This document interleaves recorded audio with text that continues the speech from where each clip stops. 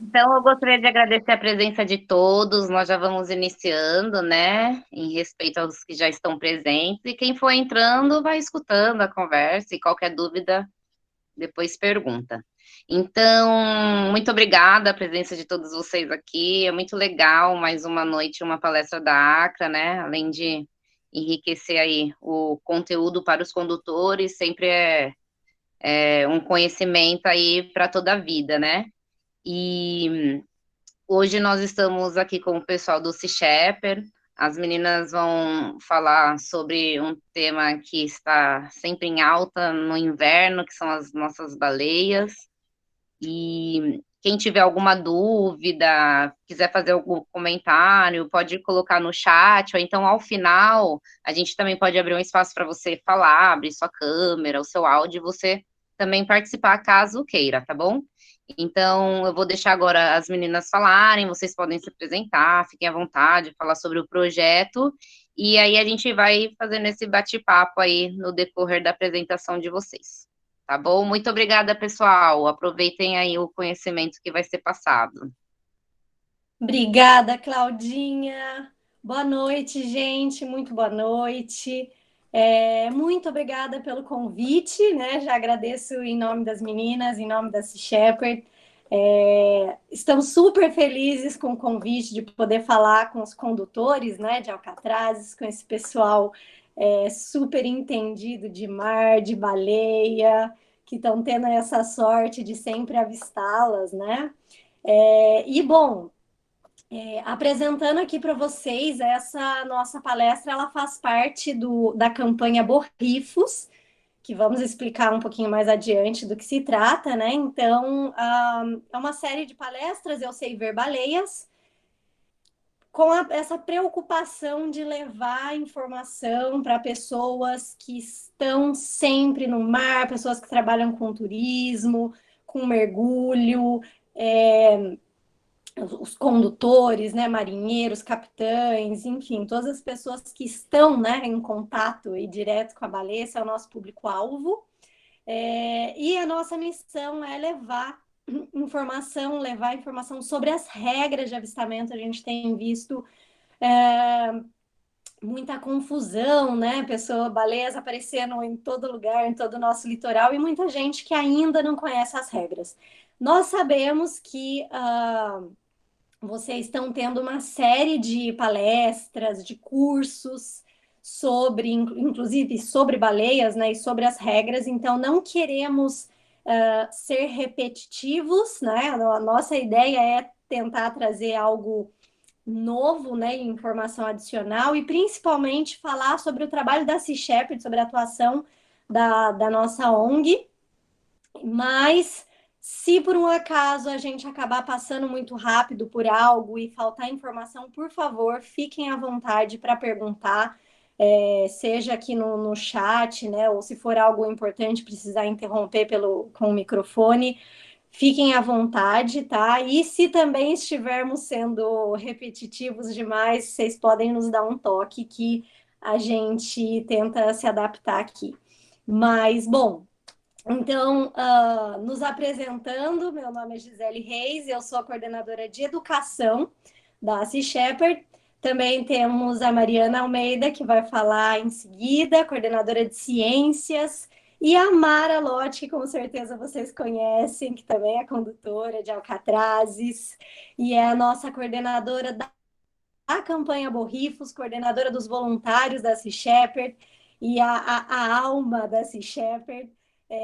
Bom, também temos o resto da equipe, a Ana Delmar, que é assistente de desenvolvimento, a Nathalie Gil, que é diretora de desenvolvimento, e a nossa presidente, Carolina Castro. Então, elas não puderam estar aqui hoje, mas são pessoas que estão super dando força, e a Claudinha, que também está nos apoiando nas nossas operações, nas saídas embarcadas, e já deixo aqui o nosso muito obrigada pelo apoio e por estar nos ajudando e fazendo do nosso trabalho possível.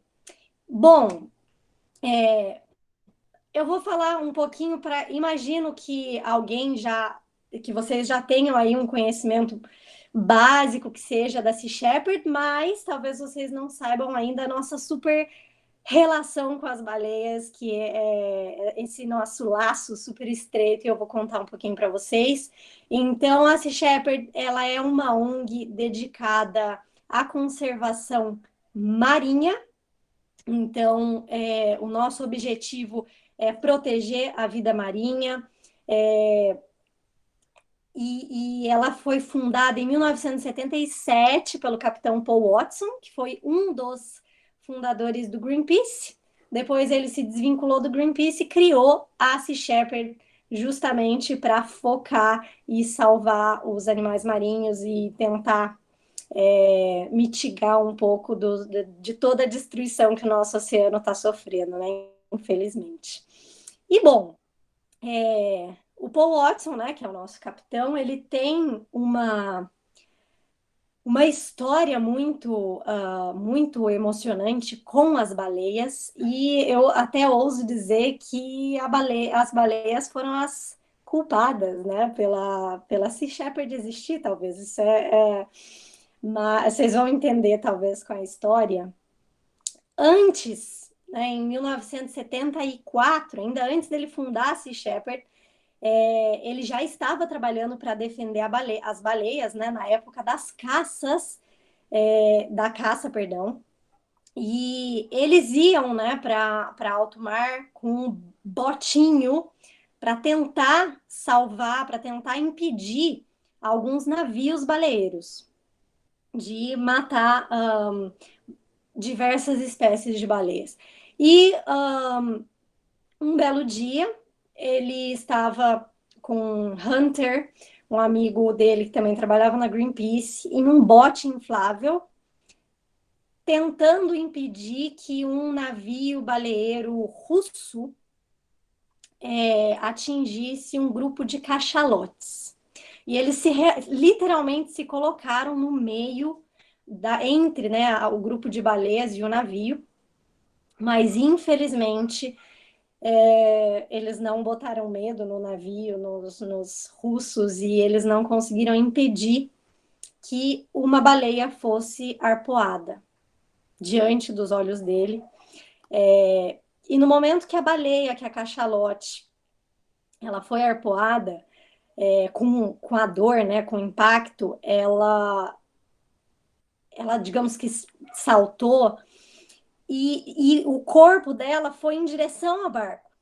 E poderia, né, ter caído em cima do botinho deles, mas nesse momento, porque uma fração de segundos, o Paul conta que a baleia olhou nos olhos dele e, e desviou. Ela usou as últimas forças que restavam, né, enquanto ela agonizava.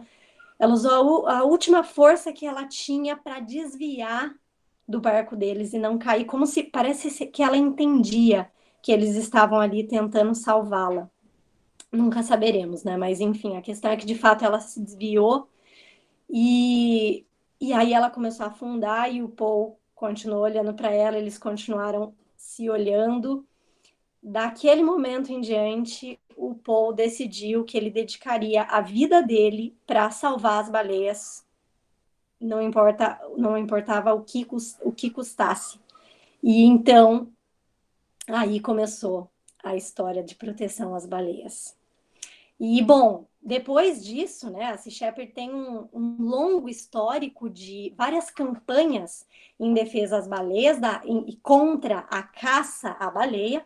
Então, em 1986, houve uma moratória, né, que é uma proibição da caça comercial às baleias. Então, até então, era permitido, né, no mundo inteiro caçar a baleia, e eles caçavam realmente para consumo da carne, para consumo da gordura, né? Eles utilizavam baleia, utilizavam até para construções, né, antigas, eles utilizavam baleia, e eles estavam dizimando as populações da grande maioria das espécies.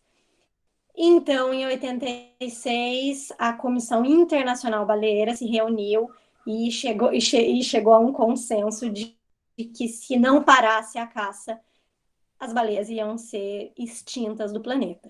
Então, eles proibiram a caça Infelizmente, mesmo com essa proibição,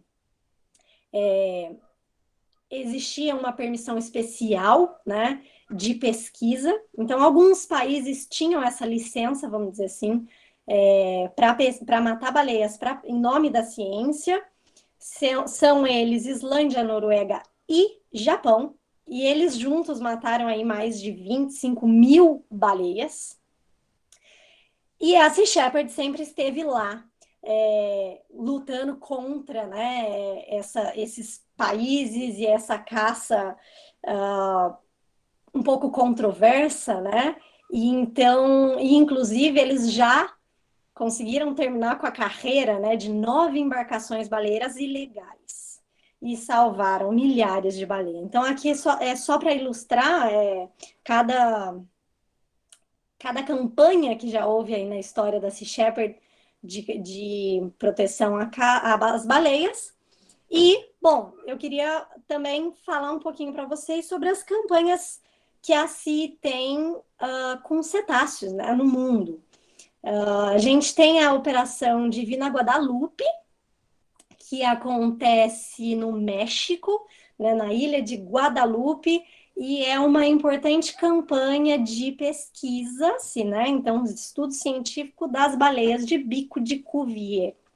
Então, é uma campanha muito interessante, muito importante, porque, inclusive, através essa campanha tem a maior taxa de avistamentos de baleias de bico Cuvier do mundo. Então, elas são baleias extremamente difíceis de ser avistadas, porque elas podem mergulhar até 3.000 metros de profundidade e elas podem ficar até 2 horas submersas. Isso dificulta muito as pesquisas, né? Mas a Sea Shepherd tem estado ali no México. Lá é um pouco mais fácil, porque é uma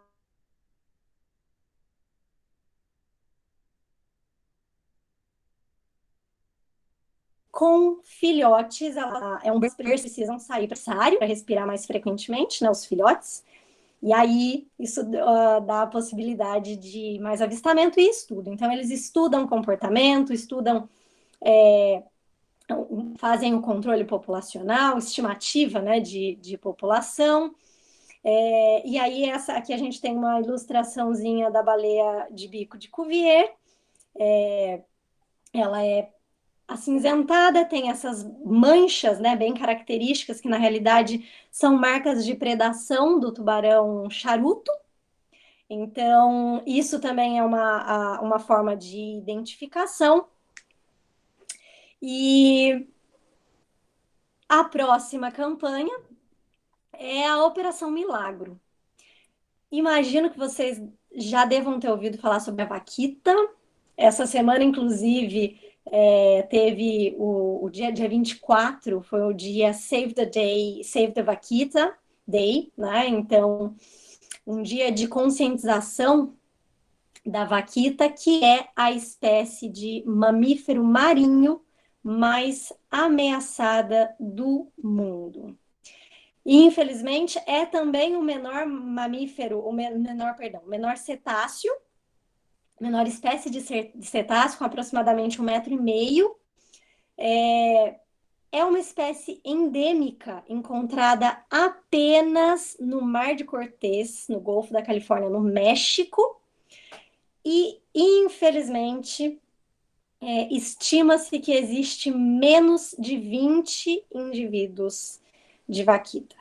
Então, esse número ainda não é certo, porque também é uma espécie super difícil de ser avistada, então isso dificulta muito o levantamento da população, mas com certeza são menos de 30, menos de 20 indivíduos, o que já é alarmante, né? É uma espécie que está muito próxima da extinção. E por que ela está extinta? Isso é o mais triste, porque ela está quase desaparecendo do planeta por culpa da pesca ilegal, endêmico do México, que é a totoaba, que é um peixe mais ou menos do mesmo tamanho da vaquita. Então, a malha que eles utilizam para pescar a totoaba acaba também pescando a vaquita. E eles pescam a totoaba por causa da bexiga natatória, que é considerada afrodisíaca e vira um prato, uma comida afrodisíaca na China. Então, é ilegal, o comércio da totoaba, a pesca é ilegal, mas continuam comprando, pescando e vendendo, porque a China ainda compra, né? Então, o mercado negro da totoaba é muito forte, eles pagam 15 a 20 mil dólares no quilo da bexiga natatória. E a Sea Shepherd esteve lá no refúgio, no Santuário da Vaquita, que é uma área protegida, livre de pesca, mas, enfim, como eu disse, a pesca é ilegal, e a Sea Shepherd esteve trabalhando lá durante muitos anos para retirar as redes, essas redes de pesca ilegal que acabam, infelizmente, matando as vaquitas, além da totoaba. Então, eles já retiraram mais de 1.000 peças de pesca, né? Equipamentos de pesca ilegal, salvando, além da vaquita, vários outros animais de redes fantasmas e equipamento de pesca. E aí, bom, também temos a expedição de Revillagigedo, também no México, uma área importantíssima para a reprodução das baleias da população ali do hemisfério norte, né? Então, essa é uma área importante de reprodução, e lá eles a Sea Shepherd tem um trabalho também de pesquisa de bioacústica, de material fazem biópsia, coletam material de borrifo para entender melhor como está a população, como está a saúde dessas jubartes, para entender também comportamento. Eles fazem um trabalho muito legal de bioacústica que não fazemos aqui, mas é muito interessante para entender a reprodução. Vocês já devem saber um pouquinho, os machos das jubartes são os únicos que cantam, normalmente nas áreas de reprodução. Todo ano eles cantam uma música, vamos dizer assim, diferente. É uma estrutura muito parecida realmente à nossa música, né? Então, eles têm temas, frases que se repetem, que tem uma longa duração, são frases longas, e estão ainda estudando para entender se os machos realmente cantam para atrair as fêmeas, porque normalmente são escutados nas áreas de reprodução. E, enfim, ainda é um campo que precisa ser muito estudado, porque ainda não tem evidências concretas de por que elas cantam, de como se dá a cultura, como elas aprendem essas canções, mas a parte da pesquisa, que é super importante, eles estão fazendo. E, bom, eu convido a Mara Lotti para falar um pouquinho sobre as demais campanhas da Sea Shepherd aqui no Brasil. Oi, pessoal, boa noite. Um prazer enorme falar com vocês, né? A gente tem uma relação super especial, porque o Refúgio de Alcatraz é muito especial para a gente, para mim também, que a gente mora aqui na ilha e a gente sabe a importância de tudo isso. E eu tenho muito orgulho de apresentar essa organização, que é a Sea Shepherd. E a Sea Shepherd no Brasil, ela tem 5 campanhas. A partir de 2019 até hoje, nós estamos com 5 campanhas. A primeira delas a gente já vem desenvolvendo há muitos anos, mas só agora se transformou numa campanha de verdade, com dados científicos, de quantitativo de limpezas, que é a campanha Ondas Limpas, que é para a erradicação do lixo marinho. Então, nós fazemos as limpezas de praia, não só com o intuito de realmente remover o lixo que a gente vê e aquele lixo que a gente não vê, aquele que está entre na areia, né? As bitucas de cigarro. E nós contabilizamos esses detritos e também devolvemos esse material para a logística reversa, contratando cooperativas para retornar esse lixo para novas embalagens, novos produtos, né, para fazer realmente a logística reversa com a ajuda de vários parceiros. E o interessante dizer que só no ano de 2021, esse ano, nós já tiramos quase 3 toneladas de lixo das praias brasileiras, em mais de 16 estados brasileiros, com apoio de mais de 300 voluntários que nós temos espalhados pelo país. Então, a gente tem uma representatividade muito grande na campanha Borrifos, que é uma campanha que todos podem participar. Também fazemos limpeza sub, né, retirando ação direta, né? Então é um orgulho muito grande participar dessa campanha. A campanha Borrifos, né, que é para a proteção das baleias jubarte, a Mariana Almeida, que é a nossa coordenadora de ciências, logo vai falar mais sobre a campanha, que é para o estudo e monitoramento das baleias. Então nós temos dados científicos também, dados de relatos, um dado curioso que eu posso falar nesse momento é que até agora, até o começo de julho, já foram avistadas mais de 230 baleias aqui no litoral norte de São Paulo, então é um número representativo em relação aos números anteriores. São relatos, né, de pessoas que estão no mar, que veem baleia, que são turistas ou são velejadores, né, até mesmo pescadores. Então são números bem interessantes que a cada dia tem aumentado. Tem a campanha a CICHEPER Educação, que é a Gisele Reis, é a nossa coordenadora, e nós temos temas transversais para tratar sobre a conservação e proteção dos oceanos para escolas de crianças carentes no contraturno, né? Então a gente age com aulas com temas transversais, então é bem legal trabalhar com isso. E as 2 últimas campanhas, que são as mais novas, né, que a gente também tem muito orgulho de falar, que é a conservação dos botos da Amazônia. É a primeira campanha na Amazônia com o apoio da CICHEPER Global no Brasil, então é uma campanha muito importante, porque os botos, né, também são os nossos cetáceos de água doce, então nós estamos também fazendo o estudo deles, monitorando. E a última é a sensibilização sobre os tubarões e raias, né?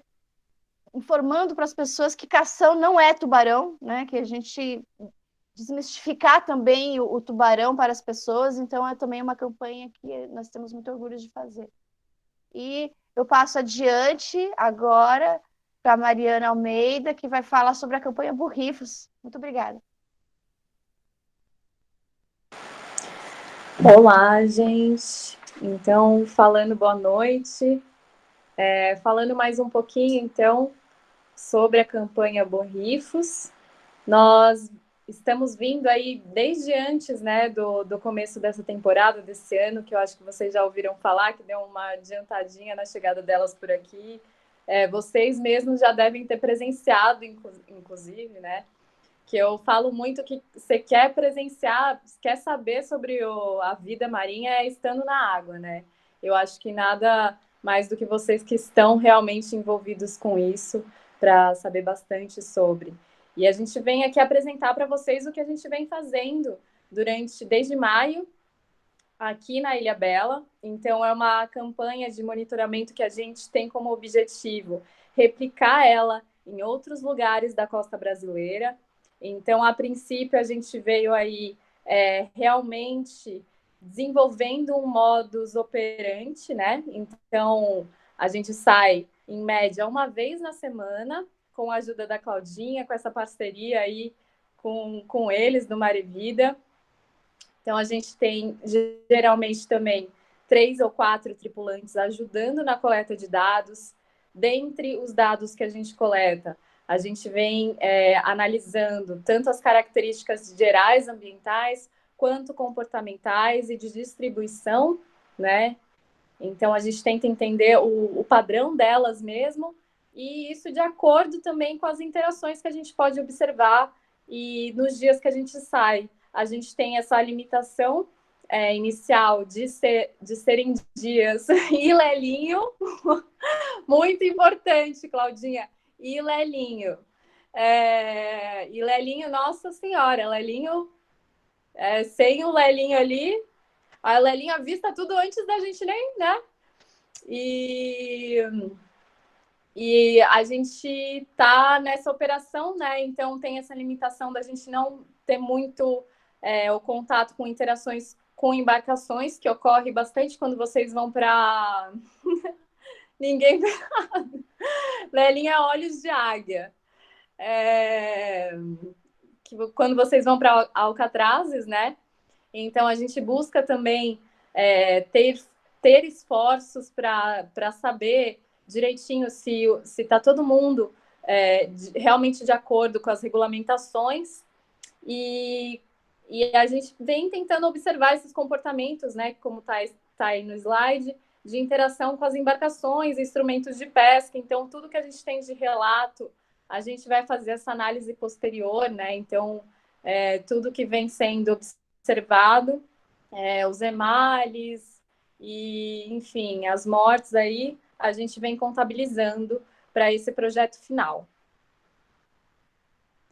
Então, aqui a gente sabe que a gente recebe uma influência muito grande de embarcações, seja de cargueiros, petroleiros e turísticos também, né?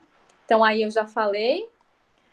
O que a gente tem de dado até agora são, como eu falei, 2 meses e meio de operação, 11 baleias, né, em apenas 11 saídas embarcadas. Então, a gente tem por enquanto, uma periodicidade não tão grande, né, mas a gente já pôde observar 11 baleias, que a gente já consegue tirar algumas conclusões durante esse estudo, que eu vou falar um pouco mais adiante.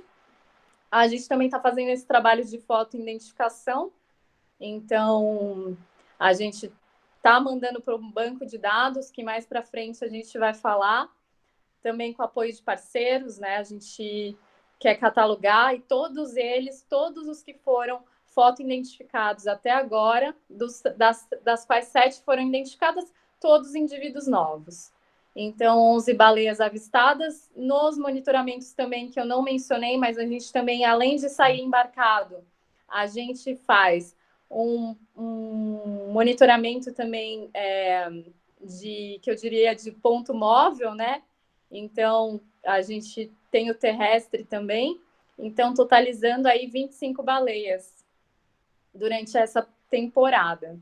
Então, esses dados, eles vão ser analisados de acordo com a bibliografia que a gente já tem, né?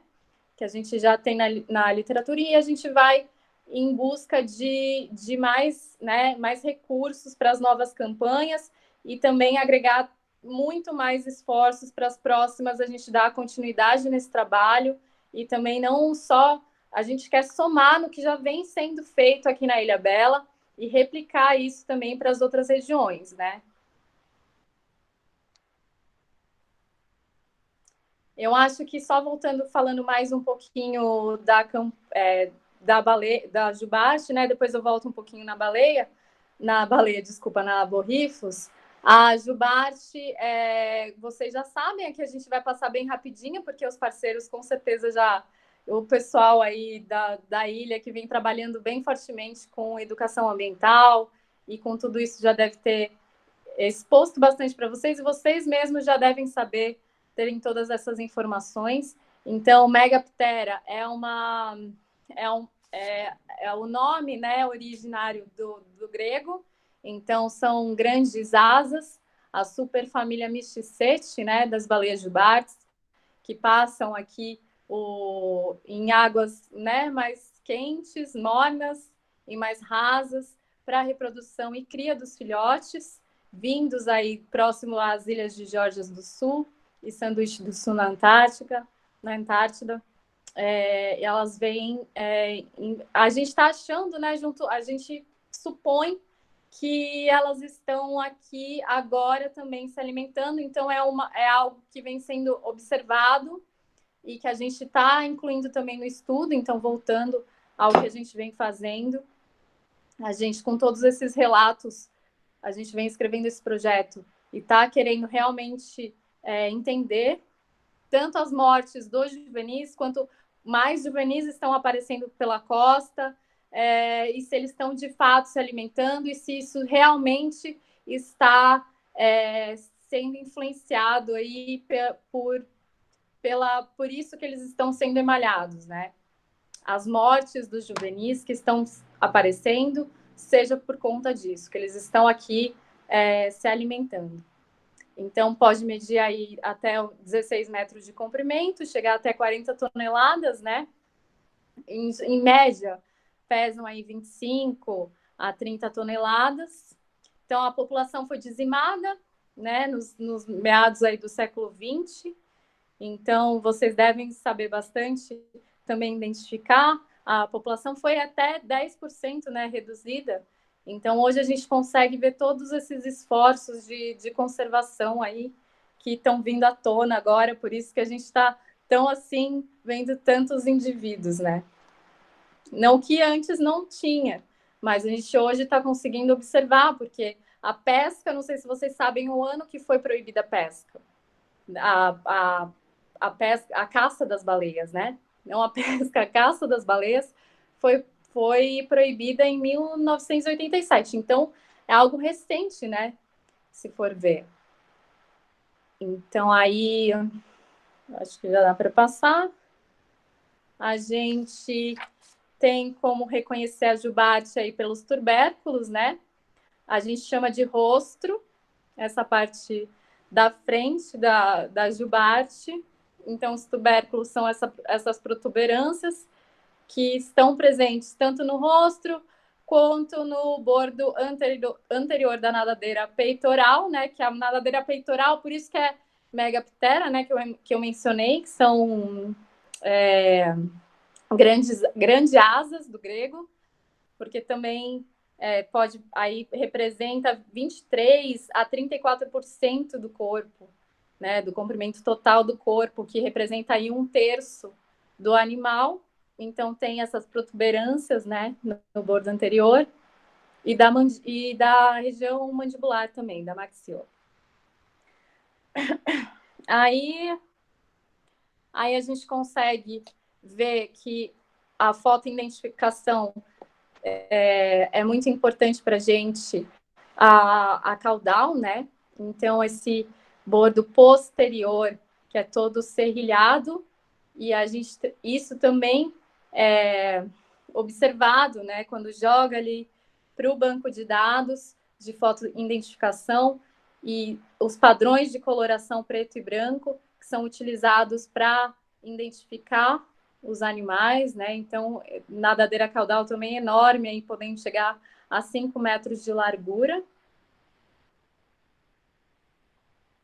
A dorsal, que recebe o nome aí Humpback Whale, que é corcundinha, vocês também já devem saber. Ela tem formatos variados, mas geralmente ela é pequena, né?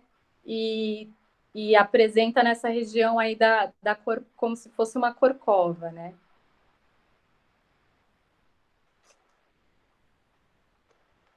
Então, alguns dados antes de falar sobre comportamentos também. Vocês sabem a diferença entre machos e fêmeas? Alguém quer falar, jogar no chat? Só para dar uma descontraída aqui na nossa palestra.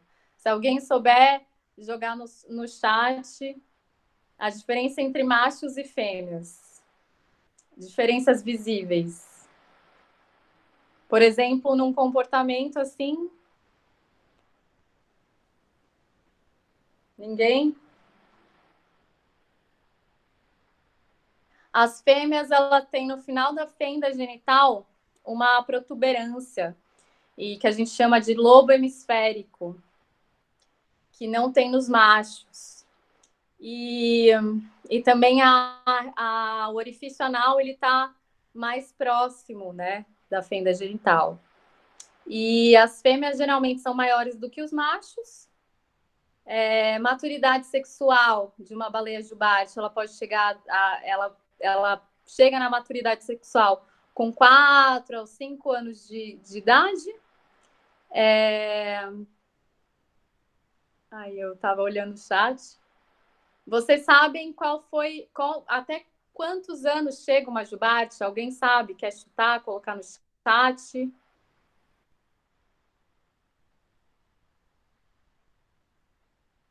Ninguém? Quantos anos chega uma jubarte? 80 anos. Mais alguém? 100 anos. A gente está falando com gente muito sabida, né? É gente que sabe muito. No estudo mais recente que eu encontrei, não sei se vocês já viram outros estudos, né? Mas eu encontrei esse estudo que observou os tampões do ouvido e de uma jubarte de 96 anos. Então, foi analisado através aí dos tampões do ouvido. E alguns comportamentos, então, batida de caudal, os saltos, né? Então, os saltos são bem característicos, que ela pode projetar aí quase todo o corpo para fora d'água, né? Aí a gente está vendo praticamente o corpo inteiro para fora d'água. A batida de caudal, também, bastante característica. A spy rope, né, que é como se fosse uma espiadinha, coloca ali só como se estivesse olhando ao redor. De fato, tem umas hipóteses de que realmente esse comportamento seja para olhar ao redor. A batida de pedúnculo caudal, né, que não é só a cauda, mas também toda essa parte até a dorsal ali da cauda, do pedúnculo caudal mesmo. A batida de peitoral, que é só a batida da nadadeira peitoral. Inclusive, tem aí, até mencionando algo que a Gisele sempre comenta, que teve um relato de que viram um comportamento desse, de batida de peitoral, e acharam que a baleia estava pedindo por socorro, né? Quando, na verdade, é um comportamento normal, natural. A gente costuma muito humanizar, né, os animais, então é normal. Batida de cabeça, vocês sabem, isso não preciso falar, né? Mas batida de cabeça da jubarte. E aí, como se comportar ao encontrar uma baleia? Eu estou vendo aqui os comentários de vocês, estou tentando ler, mas está tudo certo. Então, aí vocês já sabem bem, né? Não sei nem se vale ficar muito aí nesse slide, que eu sei que vocês conhecem bem sobre esse slide. Talvez, né? Só dar uma passadinha aí, distância de 100 metros ou mais, manter o motor em neutro, ficar sempre ao lado da baleia, nunca na frente ou atrás. Então, a gente sempre reforçar isso, né? Durante esses passeios, principalmente, eu acho que eu ainda não fui para Alcatrazes, eu tô louca querendo ir para Alcatrazes. E eu acredito que as pessoas devem. Eu imagino uma pessoa que nunca teve um contato tão próximo da natureza indo para Alcatrazes. E eu imagino eu gostaria de até presenciar, né? Porque deve ser algo mágico. E isso que a gente tem que seguir, né? São coisas muito básicas, assim, né? De colocar aí uma sementinha nessas pessoas que talvez nunca tenham tido tanto contato e chegam num lugar como Alcatrazes, esses cuidados, né, com a natureza e que eles existem. Então, é muito importante o trabalho de vocês. Não interromper o curso do animal, né, ficar entre a costa e a baleia, para evitar encalhe, não reengatar o motor sem antes avistá-lo e sair devagar. E a gente opta por se posicionar por não mergulhar. Então, cuidado com o drone. Então, manter uma distância aí, né, de 100 metros. A gente não tem nada na literatura também, voltando à literatura, que é o trabalho que a gente está fazendo, iniciando, né? Porque a campanha Borrifo, gente, é bem importante falar. a gente está estruturando a parte de ciências agora. Então, e também para trabalhar com baleias, a gente precisa de bastante equipamento, a gente precisa de bastante estrutura. Então, o trabalho de literatura com a coleta de dados dentro do que a gente vem fazendo, ele é muito importante para a gente realmente reafirmar, por exemplo, toda a importância das regras, né, que vocês falam nas embarcações. Então, assim, nossa, realmente a gente presenciou isso, tudo relatado ali, tudo documentado, e a importância de discutir, né, esses resultados para realmente, olha, isso é válido, vamos seguir fazendo, a importância disso para seguir com esse trabalho. Então, os drones a gente não tem ainda nada, né, a literatura falando que tem alguma influência negativa ou, enfim, algum impacto com relação a jubates, mas a gente tem aí para manter a distância. Agora a Gisele vai falar um pouco sobre as interações com as embarcações, dando estudos de caso. Legal, obrigada, Mariana. Claudinha, uma dúvida. A gente precisa encerrar essa sessão e iniciar uma nova, é isso mesmo?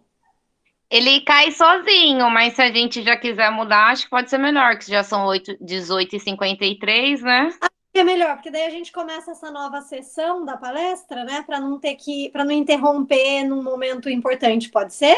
Pode. Pessoal, todo mundo copiou o link aí no chat? Eu vou mandar lá no grupo de Alcatrazes também, tá?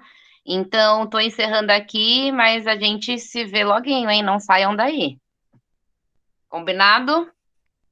Combinado. Combinado, gente. Já, já.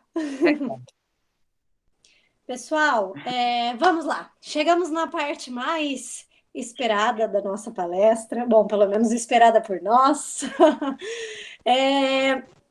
Que são os casos de interações com barcos. Então, como eu comentei lá no princípio, né, a gente queria trazer algo novo, né? Talvez não novo, mas enfim, algo mais prático, mais real, né? Pois nós separamos alguns estudos de casos, de situações que vêm acontecido durante a temporada, experiências também da Sea Shepherd fora do Brasil, que mostram aí interações inadequadas e, por sua vez, o que seria o adequado, para a gente entender as regras de avistamento na prática, tá? Então, o primeiro caso, isso aconteceu no México, em Cabo San Lucas, tá? Cabo San Lucas é uma região bastante famosa, né, por mergulho e também pelo turismo de avistamento de baleias, né? Porém, esse turismo ele já foi bastante desorganizado, eles ainda estão em fase de estruturação, né? E, mais uma vez, a Sea Shepherd esteve presente durante essa fase de organização.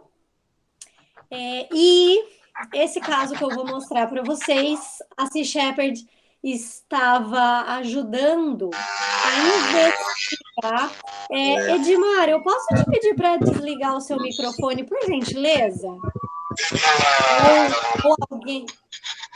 Ô, Claudinha, você consegue mutar o microfone dele, por favor? Acho que não, mas eu tô buscando aqui. Consigo sim.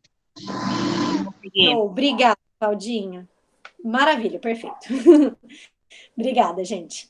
Bom, então, nesse caso, eles estavam investigando um atropelamento de baleia, tá? E a Sea Shepherd, ela estava trabalhando em conjunto com a Profepa, que é a Procuradoria Federal de Proteção Ambiental Mexicana, e eles possuem um comitê de vigilância ambiental, né, para casos como esses. E, enfim, aqui eu trouxe para vocês o caso foi noticiado, né, pela Televisa, que é um canal bastante famoso lá no México. E após os comerciais, a gente vai ver que o que aconteceu nessa situação. Eles estavam investigando uma baleia atropelada. Quando eles chegaram na situação, quando eles chegaram no local, eles encontraram nada mais, nada menos do que 23 embarcações ao redor da baleia, né, a baleia procurada, certo? A baleia, ela estava acompanhada por um escort e de seu filhote. Então, eram 3 baleias que estavam rodopiando, né? Elas estavam tão confusas, né? Elas estavam tentando fugir ali dos barcos e elas não conseguiam. Eram 23 barcos no total. Então, pessoal, vou pedir desculpa para vocês que isso, como é uma notícia de uma página, uma televisão mexicana, eu não consegui tirar o anúncio, tá? Mas, enfim, aqui tá a notícia. Eu vou pular aqui diretamente aqui. O local onde as baleias foram avistadas, tá? Então, eles foram lá, eles tentaram registrar o acontecido, o ocorrido, e tinha toda essa quantidade de embarcação. Então, eles contaram 23 barcos ao redor de 3 baleias. Então, mãe, filhote e escort, uma delas atropeladas. E, enfim, por sorte, eles encontraram o delator, as medidas foram tomadas, tá? Mas isso é só para ilustrar o que pode causar um excesso de embarcações. Então, cada lugar tem regras diferentes. Aqui no Brasil, o permitido são 2 embarcações durante 30 minutos com um grupo, né, de baleias. No México são 4, mas nesse caso tinham 23. Esse segundo caso foi aqui, né, em Ilhabela, então um caso nosso. Foi no dia 5 de junho de 2021, era um feriado prolongado, sabadão, ilha cheia, muitos barcos. Pico, né? A gente estava tendo muitas baleias nessa época. E nesse dia tinham 2 baleias que entraram no canal. Elas foram avistadas a princípio lá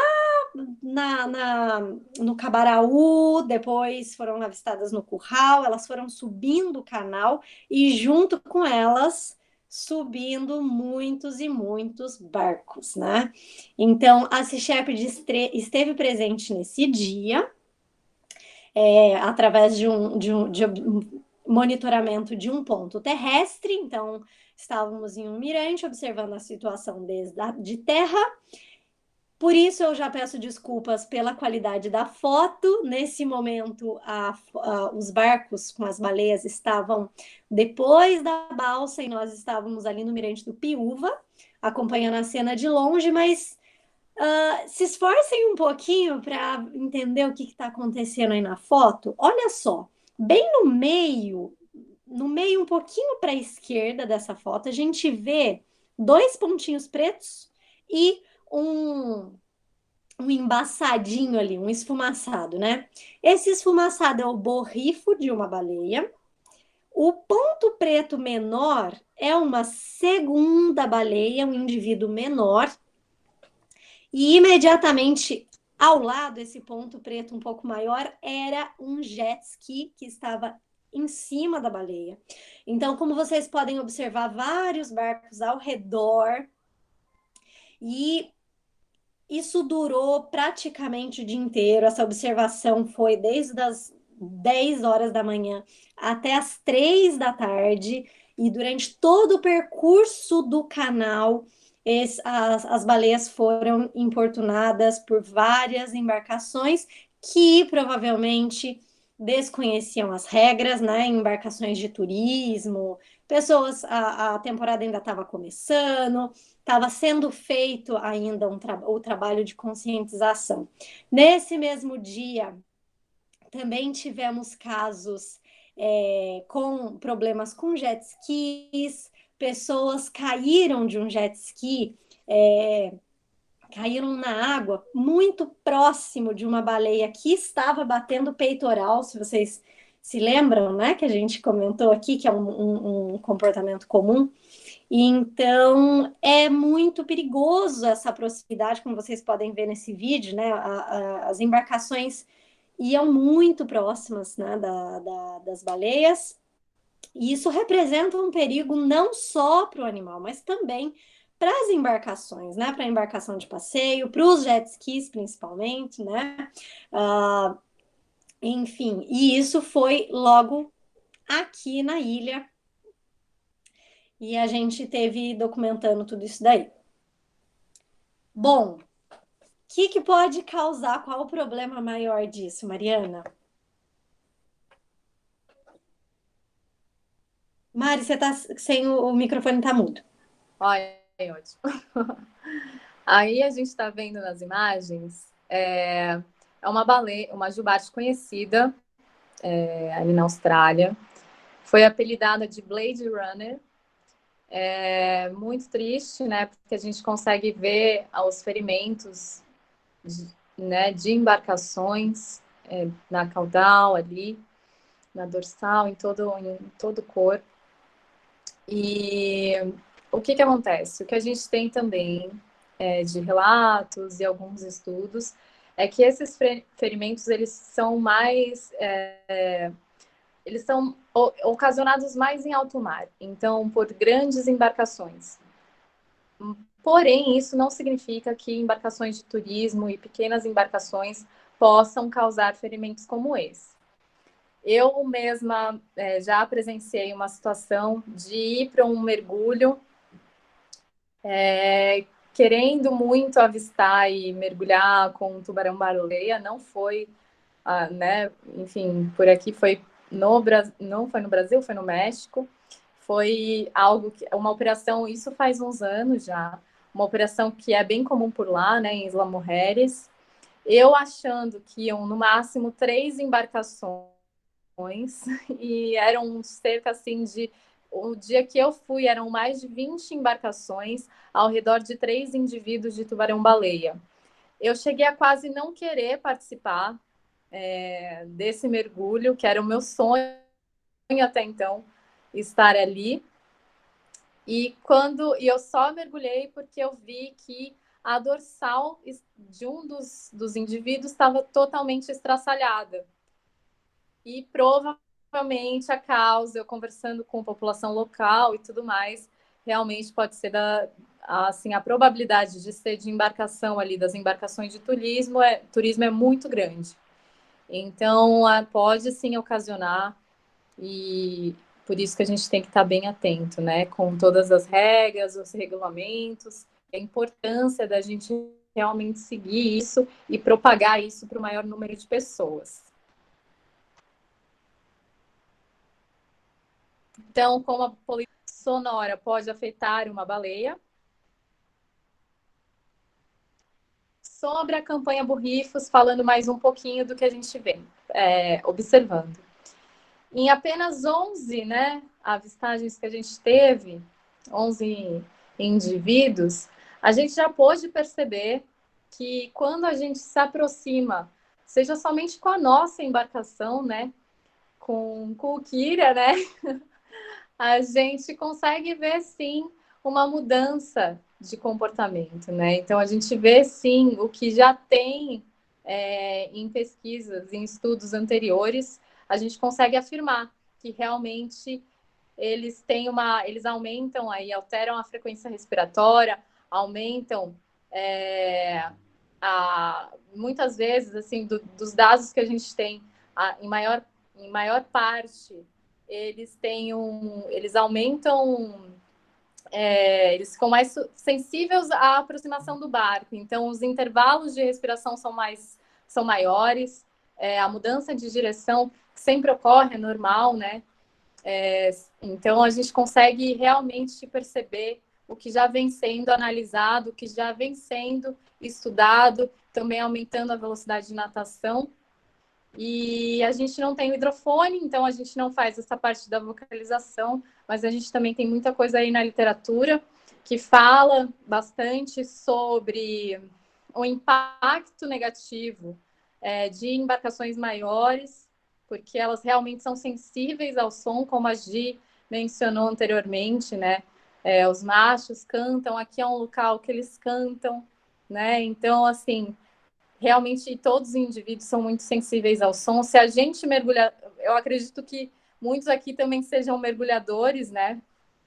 Então, se a gente, imagina, quando a gente mergulha, a gente não consegue ouvir as embarcações e os motores ali. Então, imagina elas, né? Que estão aí em migrações sazonais e sempre estão presenciando essa poluição sonora. Então, acredito que realmente pode ser até que embarcações menores na literatura não faça tanto estrago assim quanto as maiores, porém tem sim certa influência.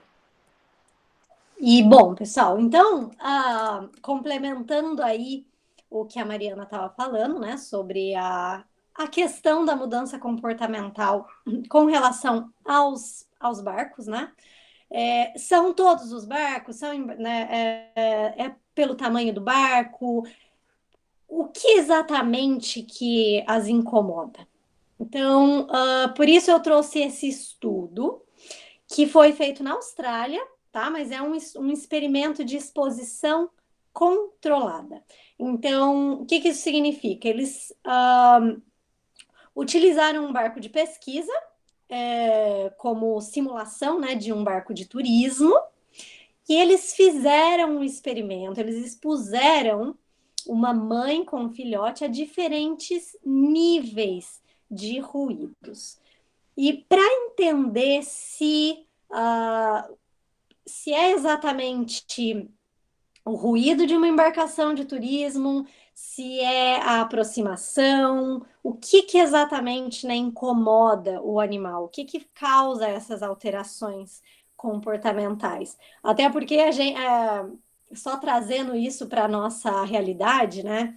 A gente está aqui em Ilhabela, que tem embarcações gigantescas, né? Atravessando, entrando e saindo do canal todo o tempo, mais embarcações de turismo que estão passando. Enfim, a gente tem uma paisagem sonora bastante ruidosa e ainda assim tá cheio de baleia, né? Elas estão passando por aqui e não parecem muito incomodadas, na verdade. Então, bom, vamos entender isso daqui.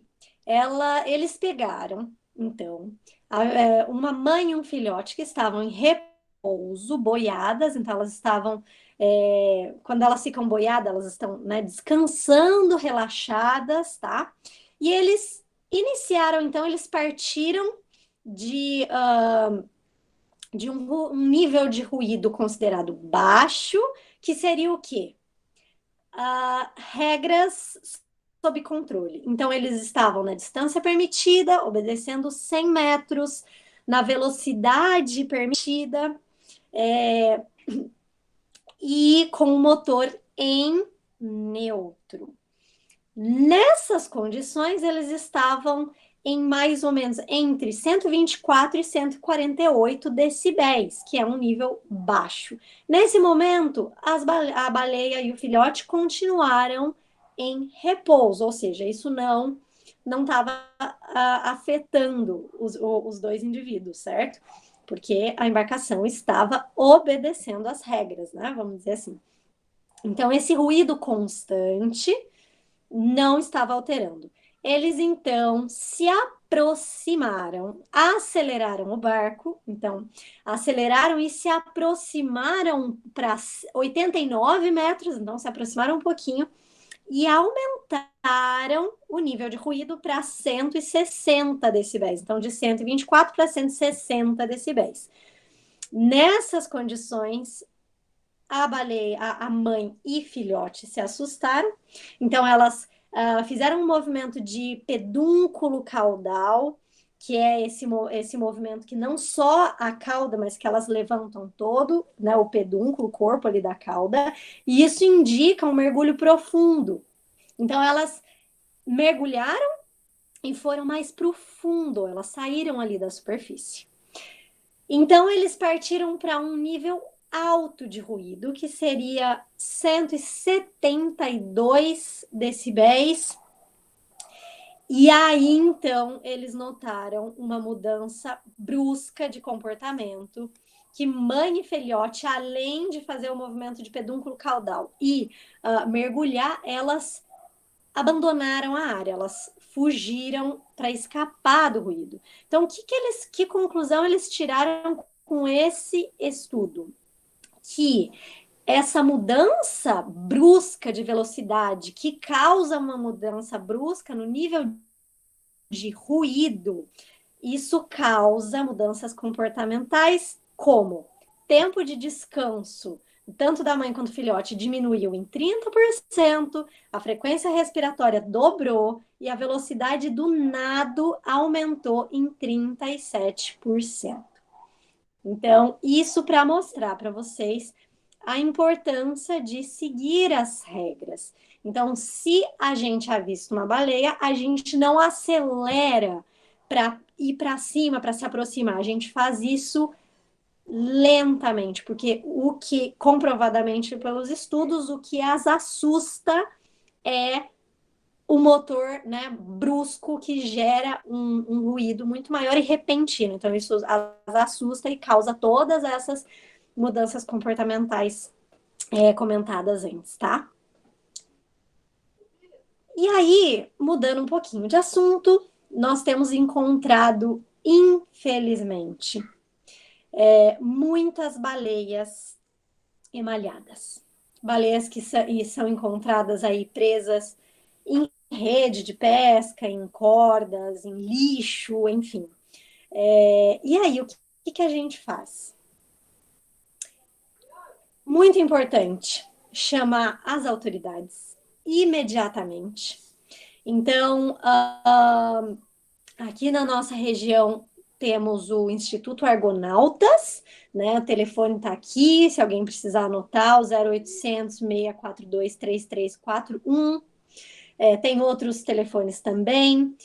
Eu não lembro do telefone do Argonautas, eu não sei quem chamar e eu tô vendo uma baleia emalhada aqui. O que eu faço? Vocês podem acionar a Sea Shepherd, que a gente aciona imediatamente a organização responsável pela região. Então, se for aqui na região de Ilhabela, a gente vai chamar o Argonautas. Eu tô no Rio de Janeiro, pode chamar a gente. Temos o contato do Rio de Janeiro, temos o contato de todas as PMPs ao longo da costa, uma lista de emergências e a gente vai acionar imediatamente. Por quê, gente? É muito importante chamar ajuda o mais rápido possível, porque é um tempo precioso que a gente pode perder no resgate, né? A gente demora. Então, o que você pode fazer enquanto a ajuda não chega, né? Vídeos, fotos, observa o cenário, né? Então, o que pode ter acontecido ali? Qual é o estado da baleia? Ela está emalhada? Que jeito? Emalhada no quê? Tem barcos ao redor? Tem outros, né? Outros barcos? Tem outros animais? Ela está onde? Pegue a coordenada geográfica, a localização exata, o mais precisa possível, coloca no GPS. A gente costuma indicar um aplicativo chamado Timestamp, que é esse que está escrito aqui. Ele você consegue filmar e fotografar com a coordenada GPS. Então, quando você envia esse vídeo, essa foto para as autoridades, para as organizações de resgate, eles conseguem chegar no lugar exato. Então, manda o máximo de informação, porque isso vai ajudar que a equipe já chegue no local preparada, com o equipamento preparado para aquela situação com o mar, né? Se o mar tá bom, se tá ruim. Então, enfim, tudo que vocês puderem. E lembrando sempre, muito importante, é manter o limite de distanciamento. Então, não é porque eu quero ajudar a baleia que eu vou me aproximar mais do que o permitido. Isso pode gerar aglomeração aí de outros barcos e atrapalhar a situação. Então, mantenha sempre a distância e chame ajuda. Aqui eu trouxe um caso, um outro estudo de caso. Isso aconteceu também no México, no refúgio da Vaquita. Lembra que eu comentei, né, no começo, que existe o santuário, o refúgio da Vaquita, lá no Mar de Cortés, no México, que esse shepherd operava para cuidar, para tirar redes ilegal? Pois então, durante essa patrulha, eles encontraram uma jubarte emalhada em rede de pesca. Eles imediatamente acionaram a Marinha Mexicana, o Profepa, e eles iniciaram uma mega operação para desemalhar, para liberar essa baleia. Por que mega, gente? É super complexo, precisa de treinamento, precisa de uma equipe treinada, de equipamentos certos.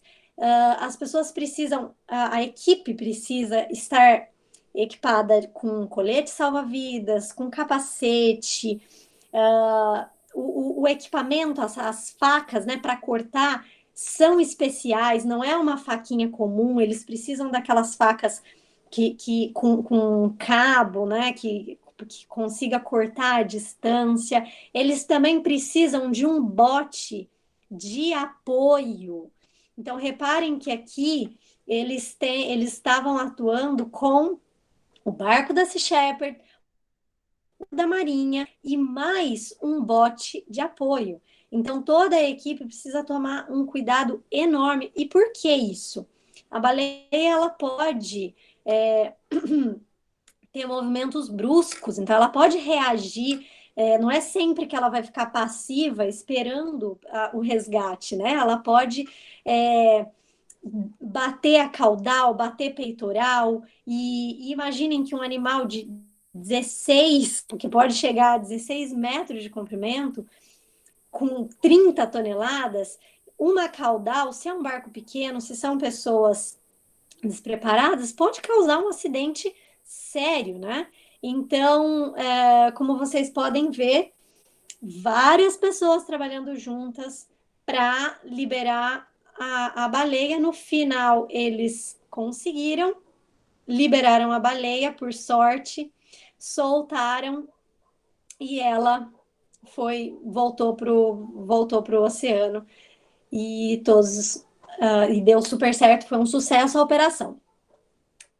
Já nesse caso aqui, também no mesmo lugar, no México, no refúgio da Vaquita, dessa vez, infelizmente, após uma longa, né, uma complexa operação, eles não conseguiram salvar a baleia. E não conseguiram por quê? O animal, ele não estava tão passivo, né, quanto o outro, e ele foi indo cada vez mais para fora, né? Então, mar adentro, foi entardecendo e chegou a noite, eles tiveram que interromper a operação depois de 5 horas tentando. E, infelizmente, não conseguiram, tiveram que interromper, depois não encontraram mais a baleia. Então, vejam como até mesmo estando bem equipado, às vezes as operações não têm sucesso, infelizmente. Logo, isso nos leva a pensar o que não fazer, então, para evitar acidentes nesses casos. A gente teve uma situação aqui mesmo em Ilhabela, em que uma família de moradores, durante um passeio de barco, e encontrou uma baleia emalhada em rede de pesca, a rede estava presa na cabeça da baleia. Eles cortaram, né, a rede. Inclusive, esse caso foi noticiado, né, saiu nas redes sociais daqui de Ilhabela, né? Várias pessoas comentaram. A família conseguiu tirar uma parte da rede, mas infelizmente eles não tiraram tudo. Eles não viram que a baleia ainda estava enroscada em rede por baixo, né? Por baixo da água, e eles tiraram a parte superficial ali. Então, isso é uma das coisas que pode acontecer. Então, às vezes, as pessoas pensam que estão salvando a baleia, mas infelizmente estão tirando só uma parte da rede e não tiram o resto. A baleia vai embora, né? Mas continua emalhada. Então, essa família ela se expôs, poderia ter acontecido um acidente, poderia, não aconteceu, por sorte, né? Mas pouco tempo depois, a baleia foi avistada novamente, ainda tinha rede, e aí a equipe do Argonautas chegou e conseguiu realizar a operação de forma adequada, né? E conseguiu tirar toda a rede. E aí vejam aqui a diferença, né, de uma operação bem feita, né, de profissionais bem equipados. Eles estavam com o bote, todos com equipamento de segurança, todos profissionais capacitados. Eles são, infelizmente, no Brasil, gente, pouquíssimas pessoas são capacitadas, têm treinamento de desmale. Isso é uma triste realidade que espero que em pouco tempo mude, mas são poucas pessoas e precisamos respeitá-las e acioná-las e não nós mesmos tentarmos fazer alguma coisa, porque além de expor a nossa segurança, corremos o risco de não conseguir desemalhar o animal, tá? E aqui a gente tem um exemplo do que não fazer, né? Isso aconteceu em Santa Catarina. Infelizmente, em Santa Catarina está tendo muitos casos, né, de emale. E às vezes a gente se depara com situações assim, pescadores, pessoas turistas que querem ajudar, né, que querem salvar o animal, o que é claro uma atitude louvável, mas eles não sabem do perigo que estão correndo, né? E isso é uma preocupação nossa e por isso a gente tenta levar informação.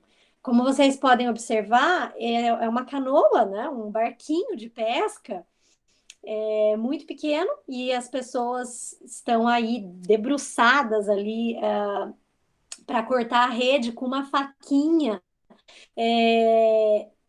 Felizmente eles conseguiram liberar a baleia, conseguiram tirar toda a rede que estava presa a ela. E também tiveram sorte que o animal já estava cansado, então ele provavelmente já estava há muitas horas emalhado, então ele estava bastante passivo, quietinho, sem movimentos bruscos, e por essa razão não aconteceu nada mais grave, mas, repito, poderia ter acontecido. Tá? Então, eles deveriam, né, ter chamado a equipe responsável, né, o PMP, dali da região, na região ali de Florianópolis, a Associação R3 Animal. E, bom, Mariana. Então, aí, o que fazer ao encontrar uma baleia morta? Eu acabei de presenciar, né, essa que apareceu aí essa semana, a operação do Argonautas enterrando esse juvenil macho de 7,5 metros aí que apareceu aqui na Ilha Motim esses dias. E o que fazer? Vocês provavelmente já devem ter ouvido alguma das recomendações e que precisam, de fato, serem levadas aí à risca, que principal, como a Gi já mencionou anteriormente, se você tiver com o celular na mão, é importante tirar uma foto, se for algo assim, eu tô com o celular, tá fácil, é rápido, tirei foto e fui embora. Manter distância e isolar a área, pedir para todo mundo se afastar da baleia. Ligar aí para o número, né? Que contata diretamente o Argonautas, que são também responsáveis por esse tipo de operação, que nem a operação que eu presenciei hoje com eles por aqui. Não deixar que pessoas e animais domésticos se aproximem. Então, pode realmente passar doenças, tanto para nós como para os animais. E vocês já devem ter ouvido que tem o perigo de explosão, né? Pelos gases de decomposição, né? E também essa info André, né? Desculpa, foi rápido. Se for essa daqui, é claro. É só ver com as meninas direitinho. Não sei quem é responsável por isso, com relação à divulgação, mas provavelmente a gente vai ter também na mídia social da Sea Shepherd algo falando sobre isso. E isolar a área, explosão. O pessoal, caso encontre as baleias. Sim, sim. E ligar para esse número é muito importante, porque muita gente não sabe o que fazer, fica curiosa, fica querendo ver. E o perigo de explosão é justamente pelo peso corporal da baleia, em contato com o solo, muitas vezes em contato com o calor, os orifícios fechados. Então, corre esse risco de explosão, que é um show de horror, né? Então, o animal aí que pesa toneladas, explodir é muito perigoso. Então, realmente, tem muita gente que sabe disso e muita gente que não sabe. Então, é curioso ficar na frente. Então, assim, a abordagem é, gente, afasta. Ah, por quê? E fica lá, pode explodir. Pronto, a galera vai tomar uma noção ali de distanciar da área. Então, não conseguiu contatar o Argonautas, chama a gente ou também chama a Polícia Ambiental ou o Corpo de Bombeiros. É sempre importante, uma coisa que eu gostaria de falar, mesmo contatando os órgãos responsáveis que fazem toda a operação direitinha, seja de Zimali, quanto aí de baleias encalhadas ou mortas, depois que contatar os órgãos, se vocês puderem entrar em contato por esse e-mail, vibaleia@peloceano.org.br, e contar para a gente esse relato pode entrar, sim, em tudo que a gente está fazendo, né? De estudo e monitoramento. Então, é importante para a gente. E faz parte também do Ciência Cidadã, que a Gi vai falar mais adiante. A Gisele vai comentar com vocês agora. É isso aí, gente. Então, o Ciência Cidadã é uma das formas de ajudar a proteger as baleias, né? Esse é um programa, uma ação, parte da campanha Borrifos, tá? Então, a gente criou um canal de comunicação para receber informações de baleias, tanto mortas, né, como a Mariana mencionou, como baleias vistas vivas, né, bem sadias ou ameaçadas. Então, para qualquer um desses casos, vocês podem acionar o Sea Shepherd e, principalmente em caso de baleias vivas e sadias, nós também estamos coletando informações de foto ID e de avistamento. Então, eu tenho um relato apenas. Eu vi baleia em tal lugar, tal horário. Você pode mandar para a gente, que a gente vai colocar no nosso banco de dados. Isso vai ajudar ao final da temporada que a gente tenha um número de avistagens, né? O que não significa que seja o mesmo número de baleias, mas a gente consegue ter uma noção de quantas avistagens tiveram nessa região. Outra coisa tenho uma foto de ID, né? Tanto da cauda como da dorsal. Então, vocês se lembram que lá no começo a gente mencionou um pouco sobre como identificar uma jubarte, quando a gente mostrou a foto da caudal, né? a parte ventral, a parte de baixo da caudal, ela é utilizada para foto ID. Ah, eu não consegui uma foto da caudal, eu só consegui a foto da dorsal. Serve também, ainda que não é tão preciso, né? Infelizmente, a dorsal ela serve para reconhecer essa baleia durante essa temporada, porque isso pode mudar, as marcas que ela apresenta na dorsal normalmente de predação ou de interação com redes de pesca, por exemplo, ou de repente contato com outra baleia, grupos competitivos, enfim, elas têm inúmeros sinais, isso muda de ano para ano. Então, se uma foto de dorsal nos ajuda, sim, mas não é 100% eficiente quanto é a caudal. E, bom, o que a gente faz com isso? A gente envia essas fotos para um banco de dados da região, das baleias do Atlântico Sul, e também para um banco de dados internacional, que é o Happy Whale, que é um site público, tá? Então é como se fosse uma rede social das baleias. Quem não conhece ainda, procura, é super interessante. Você consegue avistar todas as baleias que já foram encontradas, que já foram foto-identificadas, né, em todo mundo. E aí, se, por exemplo, você consegue uma foto ID de uma baleia aqui, e essa sua baleia foi vista lá nas Ilhas Geórgia do Sul, você é notificado que a sua baleia foi avistada de novo, que teve um match.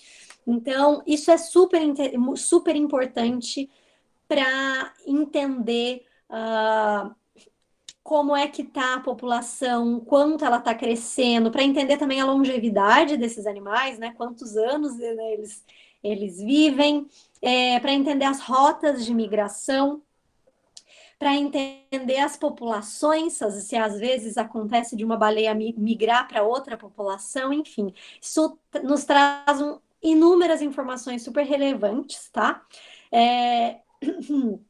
E, bom, a Sea Shepherd está fazendo isso não é só aqui em Ilhabela, tá? Inclusive, aqui em Ilhabela, nós operamos em parceria com outras instituições que já vêm fazendo esse trabalho há alguns anos. Então, a maioria das pessoas aqui na ilha, os fotógrafos, pessoas, agências de turismo já conhecem os procedimentos, mas para outros lugares que não tem ainda tanta informação, a Sea Shepherd está levando essa ação, levando essa campanha. Então, vale para qualquer lugar na costa brasileira. Então, qualquer lugar que você aviste baleia, que amigos, que, enfim, conhecidos aviste baleia e tenha foto e pode mandar para a gente, que a gente encaminha para o catálogo dos parceiros e para o Happy Whale, dando, claro, obviamente, os créditos ao fotógrafo. Isso não é nosso de forma nenhuma. A gente só está contribuindo com a ciência, contribuindo que a gente tenha um controle melhor da população e conheça melhor as nossas baleias do Atlântico Sul, que agora eu vou parafrasear a Claudinha e o Lelinho, que as baleias Gilbert são brasileiras, né, gente? Elas nasceram aqui, então elas são brasileiras, deveriam ser chamadas Megaloptera brasiliense. Mas, enfim, é super importante a gente conhecer bem a nossa população. Então, vocês podem entrar no nosso site, na verdade, a nossa página, né, que está dentro do site da Sea Shepherd, mas borrifos.seashepherd.org.br. Lá vocês encontram um formulário para preenchimento, então, dessas informações. Se você avistou a baleia morta, viva, em perigo, né, enredada, não importa. Você vai explicar qual foi a situação. Se você tiver fotos, tiver imagem, você pode enviar por esse formulário. Ou você também pode enviar diretamente por e-mail para a gente, que é o vibaleia@pelooceano.org.br, que a gente vai compartilhar, acionar os órgãos competentes e compartilhar com o banco de dados dos parceiros e tomar as medidas necessárias para cada situação. Então, pessoal, por hoje é só. não deixem de conferir aí a nossa página, tem várias informações, várias curiosidades sobre as baleias, sobre as regras de avistagem, sobre notícias, o que a gente vem fazendo na campanha.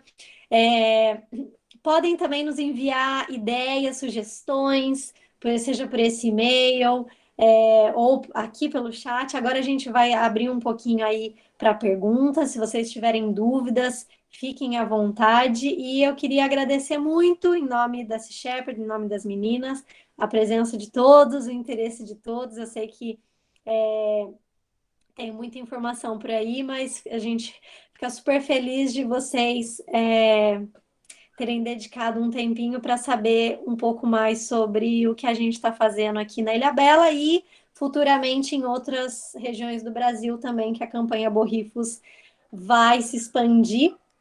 E é isso, muitíssimo obrigada. E vamos abrir para perguntas, chat ou microfone, quem quiser. E é isso, gente. Obrigada, Claudinha. Obrigada a você, Gi, obrigada, meninas. Foi sensacional aí essa apresentação. Com certeza o que a gente já sabia, a gente relembrou e com certeza novos conhecimentos foram adquiridos aí, pode ter certezíssima. Foi muito massa essa troca de informações. E tem uma perguntinha aqui no chat, que é do Marco. Ele pergunta se faz pagamento da Jubartes aqui no Brasil. Na verdade, temos duas perguntinhas. O André tinha perguntado se era o Happy Whale. Sim, aliás, o Davi, né? Perdão. Ele Sim, achou. o Happy Whale, gente. Happy Whale, realmente só colocar no Google que vocês vão encontrar. Ou, eu não sei se ele tinha perguntado também, de repente, do nosso site, é o Borrifo. Se não, também fica sendo. Entrem lá, conheçam o nosso site. E acho que era isso, né, Davi? E, Marco, a sua pergunta se cimento das Jubartes aqui no Brasil. Sim, mas não aqui em Ilhabela, não pela Sea Shepherd. O Instituto Baleia Jubarte faz tagueamento, sim, né? Então, eles operam na região da Bahia e Espírito Santo. É uma instituição já de 40 anos de atuação, que vem estudando as baleias jubartes, que faz um trabalho sensacional, tem um catálogo incrível, e eles fazem sim tagueamento e têm descoberto coisas super interessantes e relevantes aí sobre as jubartes. Mas aqui na região ainda não. Quem sabe um dia. Alguém mais gostaria de fazer alguma pergunta pelo chat ou até mesmo abrir o microfone? O Sérgio perguntou aqui sobre telefone. Sérgio, nós não temos um telefone para contato, mas pode enviar para esse e-mail, vibaleia@peloceano.org.br, que a gente responde imediatamente, tá? Se for o caso, se vocês não lembrarem, anotem aí esse e-mail, mas se acaso ficar difícil, manda uma mensagem pelo Instagram, por exemplo. O nosso Instagram, aqui, gente, as nossas redes sociais. O nosso Instagram é Sea Shepherd Brasil, tá? Brasil. Então, podem enviar mensagem lá que a nossa equipe responde super rápido. Então, não se preocupem que o contato é realmente rápido, mesmo que seja por e-mail.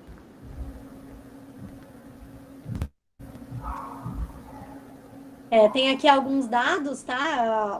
A nossa página, então, borrifos.seashepherd.org.br, o site da Sea Shepherd, em geral, sobre quem quiser conhecer todas as campanhas, é seashepherd.org.br. A nossa loja também, quem tiver interesse em conhecer e adquirir nossos produtos, toda a venda, todo o dinheiro obtido das vendas é direcionado para as campanhas para a proteção do oceano. E as nossas redes sociais, o Instagram, né, Sea Shepherd Brasil, o Facebook também, Sea Shepherd Brasil, e temos também um canal no YouTube com vários vídeos, com séries, inclusive, sobre campanhas da Sea Shepherd aqui e também no estrangeiro. Massa demais. Muito obrigada. Mais perguntas, pessoal? Aproveitem, galera. Aproveitem que a hora é agora. Alguma dúvida sobre o Sea Shepherd no geral, que elas manjam tudo aí para contar para vocês. Outras campanhas que vocês têm alguma curiosidade, interesse em saber, fiquem à vontade.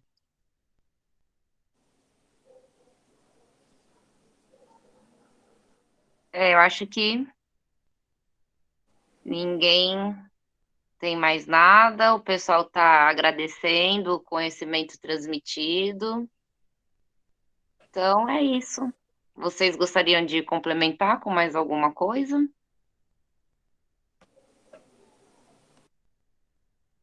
Senão, a gente vai encerrando. Eu vou agradecendo mais uma vez. Ó, o Nauter, parabéns pelo trabalho. A Mário e Felipe, né? Deixa eu ver aqui, daqui. Mário e Nauter, Felipe, fez uma visita. o Nauter precisa dar um pulinho aqui que tá chovendo de manta, hein, Nauter? Precisando vir para Ilhabela.